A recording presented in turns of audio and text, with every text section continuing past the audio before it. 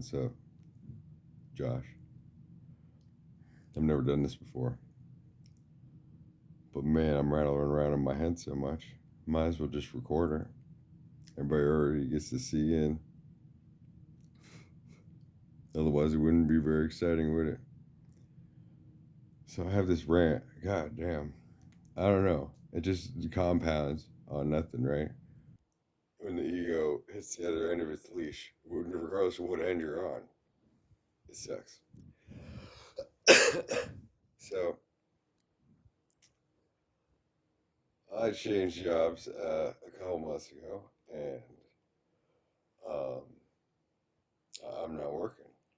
And just so happens I run into somebody from like 10 years ago, and um, we were associated, and he knew me really well, actually. And he needed a place to stay, and just at the same time, it worked out for him, and he was in a bad spot, staying at this hotel, and everybody is like steadily messed up and going around door to door asking for getting in anybody's business and just watching who's coming and going. So it's like, it's just like daylight robbery there, just living there. Well, and he's got a job. He works from home on the internet. And staying with me, he'd be saving like 200 or more dollars a month. Plus, he'd have all these benefits of laundry and all this stuff. And so then that gives me time if he's, for things to carry over. And I had everything covered for a little while. Well, so then it comes around to the first year we've been together about a month. And in this time, right, um, basically we haven't had anything, but though he moved in and I don't have a job, I'm providing every single thing. And but this shows up like abundance difference, right? And ways of thinking. So I have it so that my sister takes us. I don't have a car. That's fine, right? What was I needing a car for? So I call my sister and have us take her to the food bank, and then we get a whole bunch of food, and my sister even gets some and then gives us half of hers, and she has a family, so then there's like excess. So then there's a month's worth of food, and I'm cooking for this dude every night, right? And then all of a sudden, like it starts getting around to the time where he's gonna get some money, and then all of a sudden, then he's staying at this old lady's house half the time, or during the day, and staying away from here, and then so that he doesn't have to share anything. So then he's getting everything on both sides, and then he always has everything to come back to. That I'm his fortress. That his stuff is safe. He can come go when he wants. Um, if he needs any person that he can rely on, I got his back. He's got a meal. He's got somewhere to sleep. Everything's safe, separate, and he can run and be as free as he wants to.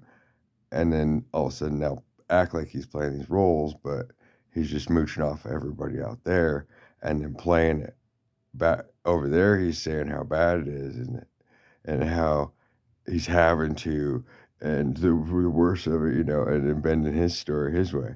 All this while, so he has an online job, and he can work at his own pace, so that he can make as much money as he wants, right? But he has to wake up every day and drink first off, like every dollar he'd get, and it's just the first thing is a beer. Hey, I guess I'm still a smoker, so I'm one to talk, but that's a little bit different, right? Because it changes the mind and other things. Where this is a constant, and whatever. It's all bad, right? Well, anyway, But then after he has like a beer, then he wants to argue in my house and tell me and start acting like this is his place. And it took about 3 weeks of living here. And he gets all settled in. I even make sure to get extra caulking with money that I had to borrow um, to pay a water bill, because all the bills that come up, I'm having to cover them. And whether he pays it or not, his part of the rent. And so this water bill is the last thing of the month, and it ends up like, it keeps like the money's there and it's not, and it's there, it's not. And then I borrow some money, and then I even make sure to get stuff out of that money that I can count against the water bill that will make life conditions better for him, right?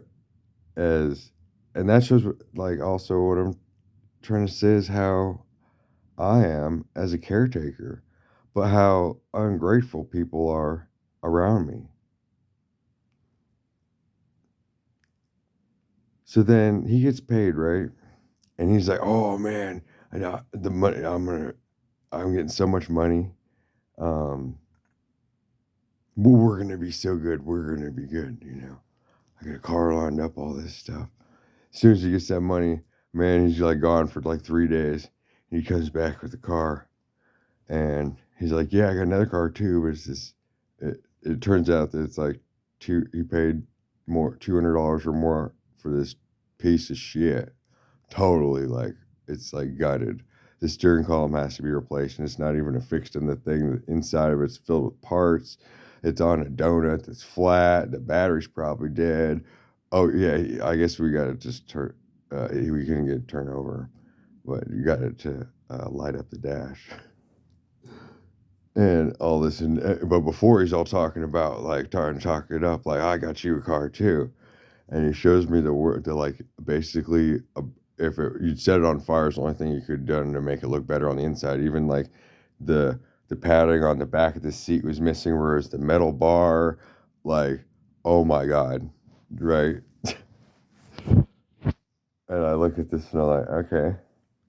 And and he knows it's 400 for the rent for the month, and he has all the money right there. But he's like, well, let me just give you 200. When originally, before he even moved in, he's like, well, I'll be out by like the 5th, and I'll pay you 100 now, which was going to cover his part through December, and 250 uh, right at the beginning of the month, and then move out. Well, but he gives me 200 instead. When actually at that moment I was like, well, I figure you'll probably be here till the end of the month, and so let's just go by that. So it works out. Well, it turns out, yep, it was going to be that anyway, because my foresight always just what I feel like it's just the way things go sometimes. It's not like I'm in control. Well, so then he pays the 200 of it, and then only a week goes by, and then he's uh, talking about how that, like, oh, well, I could get some money out of that car, but I gotta, do you know anybody that has all these tools and this and that? And I'm gonna have to drive it parts to Enid, and then I could probably get the same amount out of it. And I gotta find some side mechanic and all this weird shit. Like, what? The money's in that car, and you thought the car was for me, and what the fuck are you doing? Where's did I have to rent? So then he pays another $50, and all of a sudden he's never here. Well, I'm like, okay, well, I just figure he's not going to be here, and he'll be out at the end of the month, and so will I. So it doesn't matter. Well, um, then yesterday we go and uh, he comes up on a little bit of money, and I knew that I was going to borrow a little bit of the last I could borrow so I could get some cat food until the end of the month. Well,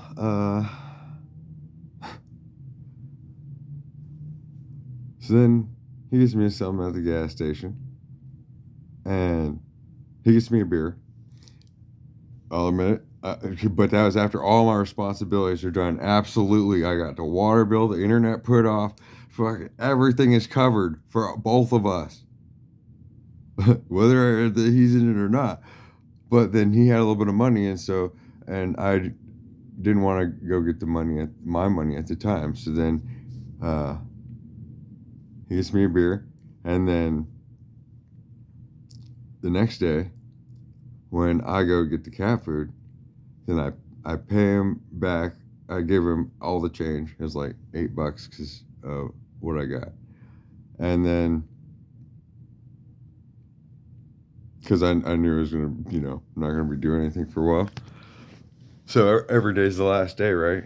It's kind of the outlook, and where my mind is at that spot. Like, well, this is it. So then we go to the gas station, and we go get the cat food, and I give him all that I have left, even though I'm not only because I promised at the time that I pay him back for the beer, but that's because the $50 is negotiable. Like when you get to $50, I pay it.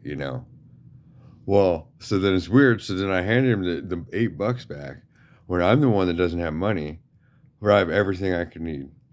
And he's the one playing all these different things, and nothing's working out for him. He got the cell phone to fix, and then the new one's broke. So then now he's all screwed and tied up in that. The wheel's gonna fall off his car. He bought some tint for the windows, and he had to take that shit back. And we're driving home, right? And the phone rings the moment we pull out of the parking lot, and it's Scribner saying that he's going to tow the car, and so then he's going to get paid for the car. And he's like, right on. And then he goes and gets the car, and he doesn't come pay me, and I just gave him money. And the reason before we even got the cat food, he's like, oh man, I'm worried about my priorities first, and I had to take a loan on that to go get the cat food. My kids come first, and that's the first and last thing. And then on the way there, he's all jonesing, saying, "Man, you gotta hurry up because I'm about to need my beer." And then I give him the last money I have, and then he goes and sells this car, and then he doesn't even have it now. He already blew it all. So he's been evicted until he show up with the $50 and the key. He can't have his stuff.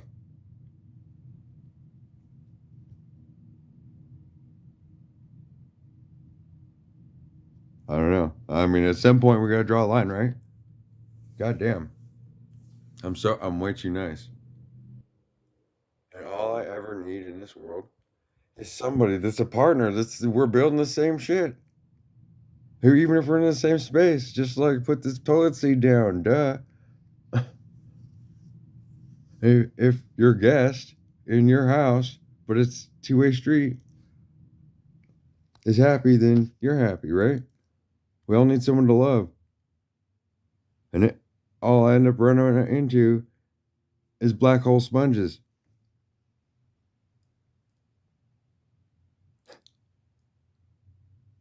Maybe I'll be able to forget about it now.